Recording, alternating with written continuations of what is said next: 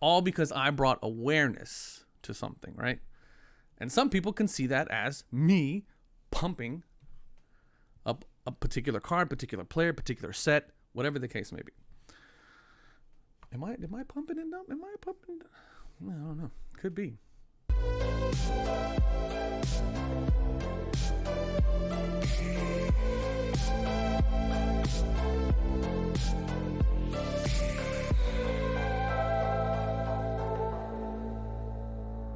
What is up, everybody? Welcome back to another episode of Retro Hoop Collectibles.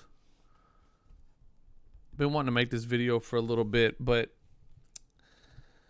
I really try not to make videos that are, specific and to, certain YouTubers or certain people on Instagram and stuff like that. So what I decided, instead of doing it that way, instead of going, oh, like this guy or this guy's doing this or that guy's doing that, I figured we talk about kind of a concept as a whole, right? And I think the concept here is this idea, because it's been going around a lot lately, right? A lot of people have been talking about, so-and-so is pumping and dumping. I think, even from the very beginning, people were talking about Gary Vee was pumping and dumping, sports card investors pump and dump. There's all these accusations for a lot of different people. Typically folks who have a big platform and things like that can very easily go like, hey, go buy this because this is cool. Price goes up, and then they just unload and then leave everybody holding the bag. Now, let's start with some definitions first. Okay, we'll start with some definitions. So the first definition that I want to kind of establish is the term pump and dump. So we'll put it right here. The term pump and dump, as defined by investor.gov, pump and dump schemes. Okay, they're inherently schemes. A pump and dump scheme.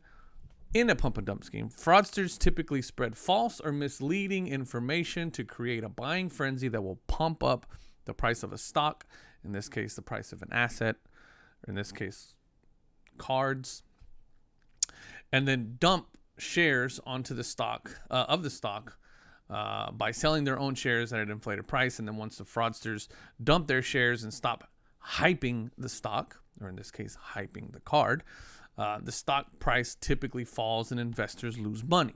Okay. So that's the long and the short of it, right? And what I've kind of come to the conclusion is that there's three elements to a pump and dump.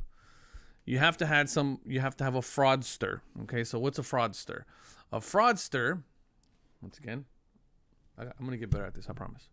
Nope. Right here. Definitions right here. Okay, a fraudster is a person who commits fraud, especially in business dealings. Okay, and then the definition of fraud, boop, right here again. Fraud is wrongful or criminal deception intended to result in financial or personal gain.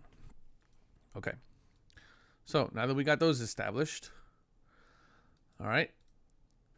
In the pump and dump scheme, you got three elements. Somebody who's committing fraud, right? Somebody who's lying, spreading false information or misleading information. So that's number one. You need a fraudster, okay, who's spreading or false or misleading information. Okay, then we have to a pump has to occur, right? So fraudster, lying, spreading either lies or misinformation, hyping up a stock, then a pump has to occur, which means the price of that stock or that asset or that card has to go up, right? Has to rise. The prices have to go up. And then the last and probably the most important piece of all of this, especially when it comes to the collector card market, is that a sale at an inflated price has to occur, okay? I'm putting a lot of emphasis on that because it's very important. That last piece of it is very important. There's two pieces that I really want to talk about within that three-piece situation. Okay. Number one, the spreading of information. Okay. Investor.gov says the spreading of false or misleading information. Okay.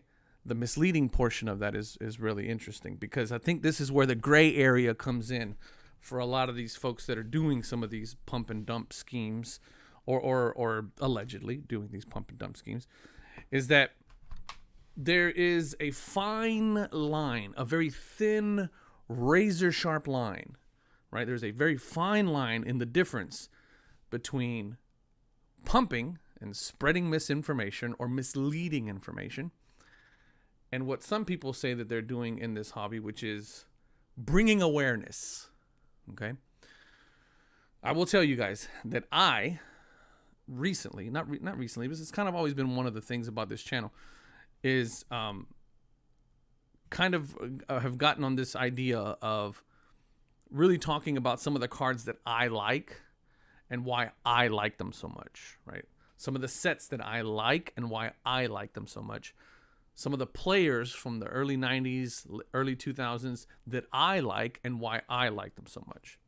Okay. Now, I could be potentially pumping up the price of a card. I do have a bit of a platform here that you guys have graciously bestowed on me. So somebody could be looking at my content and say, oh, he's trying to pump 90s. Okay, that's fine. But what I say is that, hey, I'm bringing awareness to a segment of the hobby that I like, right? So depending on where you're looking at it, both of us could be right. I'm either pumping or I'm bringing awareness, right? So there's some back and forth there. Then once I'm done with my bringing awareness, then usually what happens is people go, you know what? That's actually kind of cool. I kind of dig that. Yeah, you know what? I kind of forgot about old buddy back in the day when he was playing basketball. He actually was pretty good. I wonder what his rookie card's selling for. Let me take a look. Oh man, it's selling for $60. Let me buy it. You know? Then maybe somebody else does it and goes, hey, maybe it's selling for $70. Well, let me buy it. Selling for 80, selling for 90, selling for 200, selling for 500, selling for 1,000. All of a sudden the price just all because I brought awareness to something, right? And some people can see that as me pumping up a particular card, particular player, particular set, whatever the case may be. Am I pumping and dumping? I don't know. Could be. Am I pumping and dumping? I don't know. We'll see.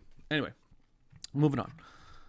So that's a very white line right there, right? I mean, there's a very gray area there, right?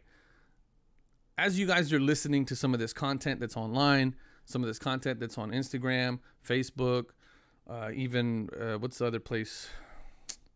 Whatnot and all that stuff, and you know, all of this has like a very, you know, like, oh my God, get in on the hype, boom, boom, boom, you know, the bright lights and all this stuff, and the bells and the whistles and the lights and the winner, chicken dinner, you know, all that stuff. Like just really pay attention to the person delivering the information, right? Because whether it's bringing awareness or whether it's actually somebody looking to spread lies and misinformation about a particular card, that you have to really pay attention to the information that is being given and the person that it's being given by. If you see somebody that's like bringing all of a sudden this awareness and is really heavily driving this awareness, take a look at their Facebooks, take a look at their YouTube content, go back if they've been around for a while, go back and take a look. How long has this person been talking about this? Are they just now starting to talk about this because they all of a sudden made a big purchase? Or has part of their content base been about this kind of stuff? You really have to look at the person delivering the message, right? So we're still kind of talking about this pump scenario. Then the other portion of this that's, once again, that I said is very, very, very important, is the last part of what is considered a pump and dump scheme, which is the dump portion, right? In order for you to say definitively that this is a pump and dump scheme, you have to have a dump. If there isn't a dump, then that person who was bringing awareness to a particular thing and is collecting it and doing the things that they like because they like it. It's genuine, that they have a genuine interest in this new segment or in this new player or in this new set, or maybe they've discovered it and it's been a part of the overall, brand of who they are, of discovering things and buying things, collecting things. There has to be a dump. If there is no dump, then there is no pump and dump. They're genuinely interested in whatever it is that they're talking about. They've found this new thing. How many of us have found this new idea or this new hobby or this new, segment or something that they all of a sudden go, hey man, I had no idea. This is awesome. It happens all the time. It happens to me every day. I have ADHD, so it's even worse for me because I hyperfocus and hyperfixate. But the dump part of it is what's really important. If there is no dump, then there is no pump and dump, then there is no fraud, then there is no reason to say that people are pumping and dumping.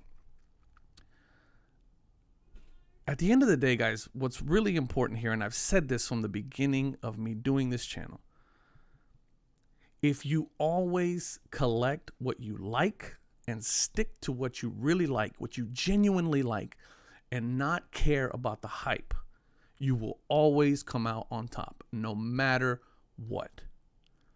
It doesn't matter if somebody brought something to your attention that you've never been aware of before. It doesn't matter, right? It doesn't matter because you genuinely like it. And who cares if you bought during the pump? So what? Do you like it enough to pay the market price? If you do, then buy it, and it shouldn't really matter. I bought several cards during the hype of 2019, 2020 that I've well overpaid for, double price, whatever.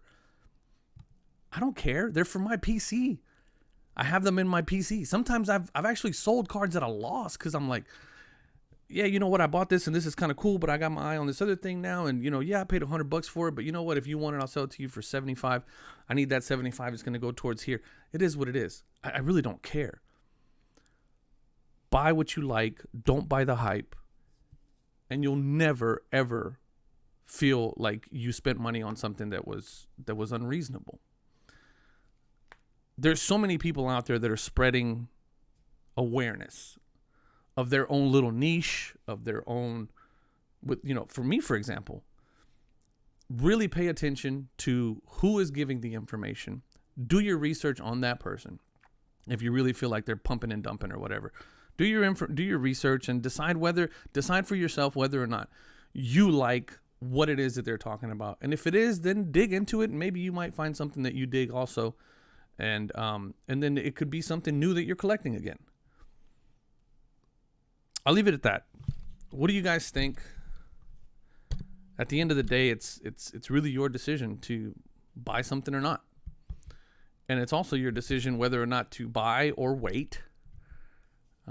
Because maybe you think that we're in the middle of a pump and you're going to wait for the dump to buy afterwards because you still think it's cool. That's viable also.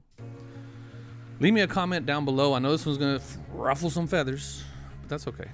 I like ruffling feathers. As always, I love y'all. Peace.